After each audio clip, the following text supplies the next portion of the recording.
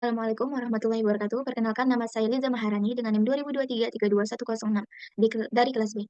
Di sini saya akan menjelaskan hasil ujian praktikum struktur data saya. Yaitu yang pertama yaitu linked list. Pengertian linked list. Linked list itu adalah struktur data dalam pemrograman komputer yang terdiri dari sekelompok simpul atau node yang saling terhubung satu sama lain melalui pointer. Setiap node dalam linked list menyimpan data dan alamat atau referensi ke node selanjutnya dalam urutan. Berbeda dengan arah yang menyimpan elemen secara berurut dalam memori. Contohnya yaitu dalam kehidupan sehari-hari seperti daftar putar lagu di pemutaran musik. Setiap lagu dalam daftar putar dapat dianggap sebagai not dalam linked list. Setiap not memiliki informasi seperti judul lagu dan artis. Jenis-jenis linked list yaitu ada 5. Yang pertama, single linked list.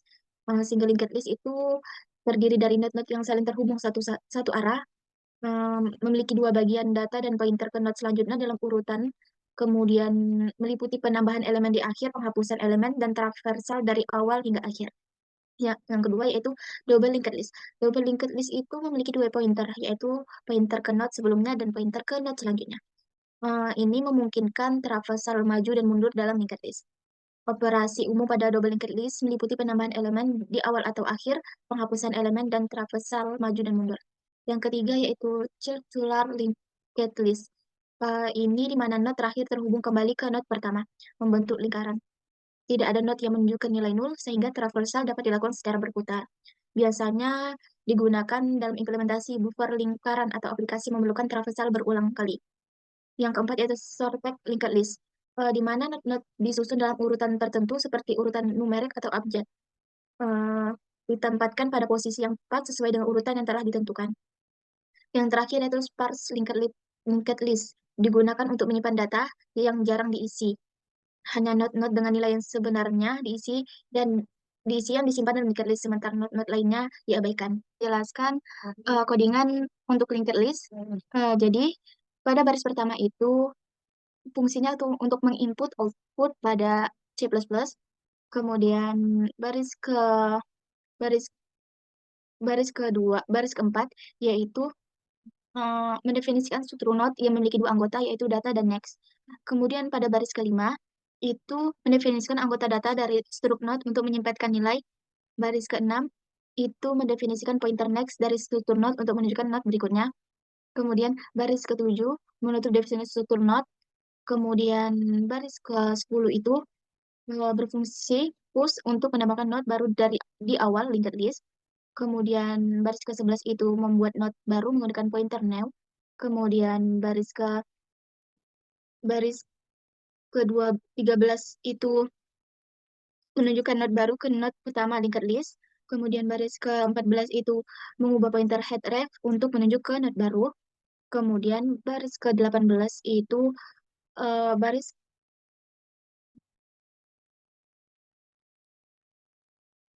Kemudian baris ke-18 itu mendefinisikan fungsi print list untuk mencetak isi linked list. Kemudian baris ke-19 itu memulai log wheel untuk mencetak isi linked list sampai node terakhir. Kemudian kemudian baris ke-20 itu mencetak nilai data dari node saat ini. Kemudian baris ke-21 pindah ke node berikutnya dalam linked list. Kemudian baris ke-25 baris ke-25 itu fungsi utama main dimulai. Kemudian baris ke-26 itu mendeklarasikan pointer head sebagai linked list kosong.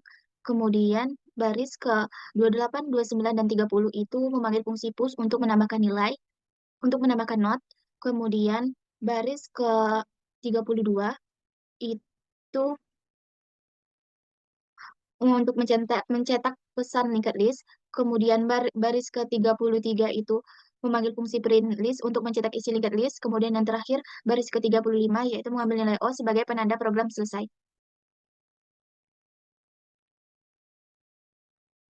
Setelah di run, hasilnya 12, 6, dan 9.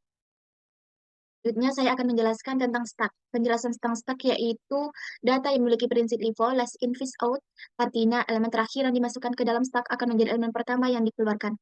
Operasi pada stak biasanya terdiri dari dua operasi utama, yaitu push untuk menambahkan elemen ke dalam stak dan pop untuk mengeluarkan elemen teratas dari stak. Stak mirip dengan tumpukan buku di kehidupan nyata, di mana buku yang terakhir diletakkan di atas tumpukan akan menjadi yang pertama diambil. Selain itu, stak juga mendukung operasi pick yang memungkinkan pengguna untuk melihat elemen teratas tanpa mengeluarkan dari stak. Contoh dalam kehidupan sehari-hari yaitu tumpukan piring di dapur. Piring terakhir yang kita letakkan akan menjadi piring pertama yang diambil saat ingin menyusun piring-piring tersebut kembali ke dalam lemari piring. Jenis-jenis stak yaitu terdiri dari 6. Pertama, fixed size stak, yaitu stak dengan ukuran tetap, yang artinya ukuran stak sudah ditentukan sejak awal dan tidak dapat berubah pada proses perjalanan. Implementasi stak menggunakan array dengan ukuran telah ditentukan sebelumnya. Kemudian yang kedua, dynamic stak. Stak dengan ukuran dinamis yang memungkinkan stak untuk tumbuh atau menyusut sesuai dengan kebutuhan. Implementasi stak menggunakan struktur data dinamis seperti linked list.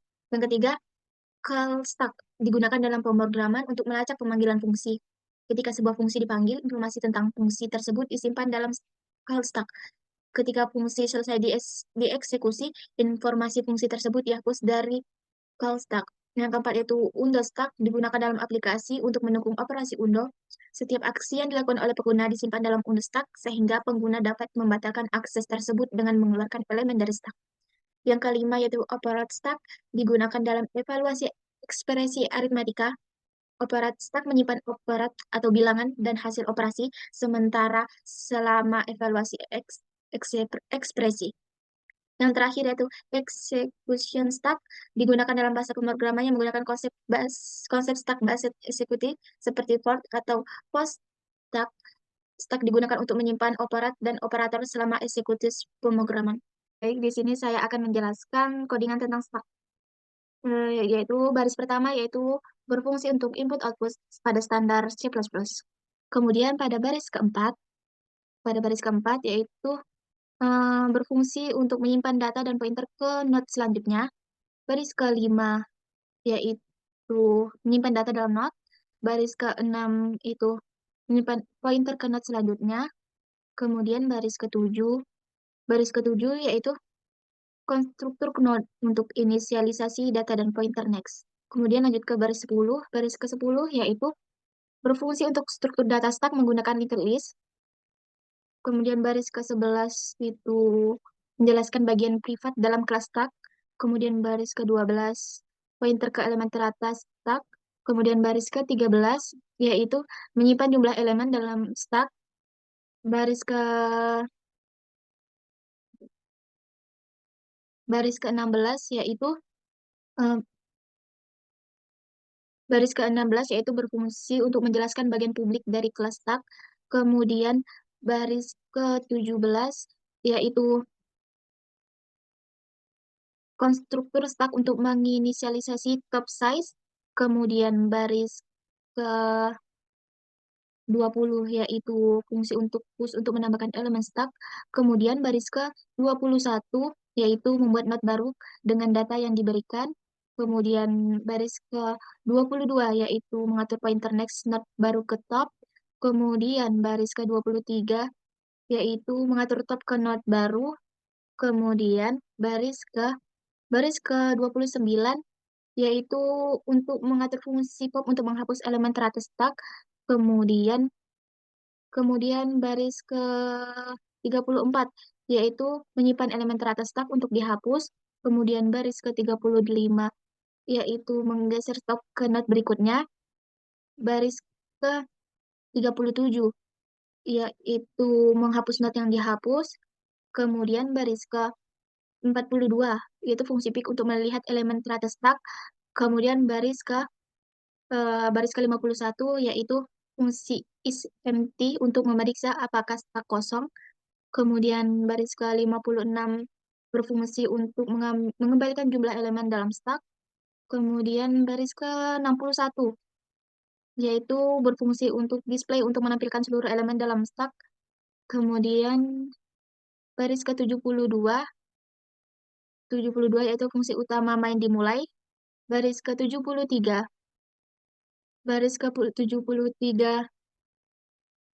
itu membuat objek stack bernama stack. Kemudian baris ke-75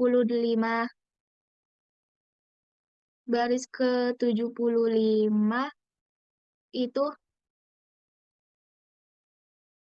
baris ke-75 itu memanggil fungsi push untuk menambahkan elemen elemen 47 ke stack, kemudian baris ke-76 yaitu menambahkan elemen 29, baris ke-77 menambahkan elemen 30, kemudian baris ke-79 memanggil fungsi display untuk menampilkan seluruh elemen dalam stack, kemudian baris ke-80 untuk menampilkan jumlah elemen dalam stack, baris ke-82 dan 83 yaitu memanggil fungsi pop untuk menghapus elemen teratas dari stack, kemudian memanggil fungsi untuk menghapus elemen teratas pada stack juga, kemudian baris ke-86 yaitu menampilkan elemen teratas stack setelah operasi pop, kemudian yang terakhir baris ke-88 itu mengembalikan nilai 0 sebagai penanda program selesai.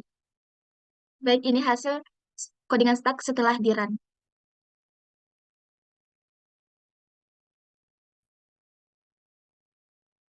Baik, yang terakhir yaitu sorting selection. Pengertiannya yaitu algoritma pengurutan selective sort adalah salah satu algoritma pengurutan yang bekerja dengan cara secara berulang menemukan elemen minimum atau maksimum dari bagian yang belum diurut dari larik dan menukarkannya dengan elemen pertama yang belum diurutkan. Langkah-langkah umum dalam algoritma selection sort yaitu pertama, mulai dengan larik yang belum diurut, yang kedua, temukan elemen minimum dari bagian yang belum diurut, ketiga, tukar elemen minimum dengan elemen pertama yang belum diurut, keempat, pindahkan batas antara bagian yang sudah diurutkan dan belum diurutkan satu elemen ke kanan, yang terakhir, yang kelima, yaitu ulangi langkah-langkah di atas untuk bagian yang belum diurutkan sampai seluruh larik diurutkan. Contoh dalam kehidupan sehari-hari yaitu buku-buku fiksi dapat diurutkan berdasarkan abjad penulisannya, sementara buku non-fiksi dapat diurutkan berdasarkan kategori atau topiknya. Akan menjelaskan hasil codingan sorting selection.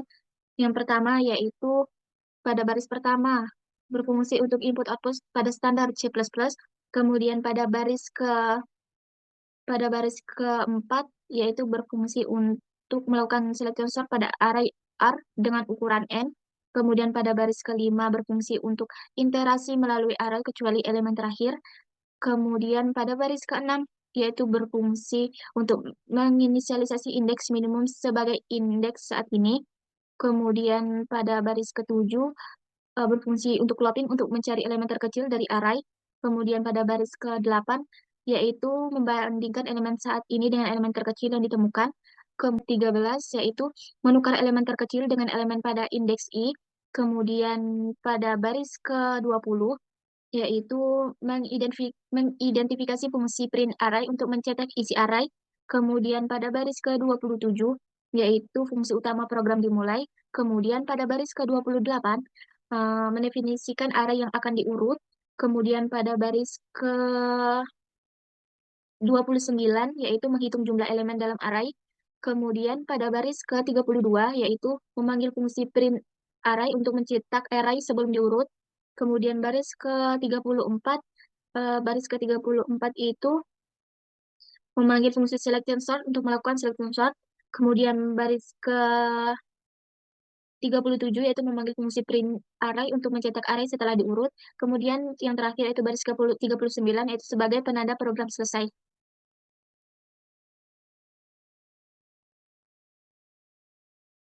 Jadi ini hasil setelah di run array sebelum diurut yaitu 99, 12, 90, 33, dan 83. Setelah diurut menjadi 12, 33, 83, 90, dan 99. Sekian penjelasan dari saya. Mohon maaf jika ada kesalahan. Saya akhiri. Wabillahi taufiq wal hidayah. Wassalamualaikum warahmatullahi wabarakatuh.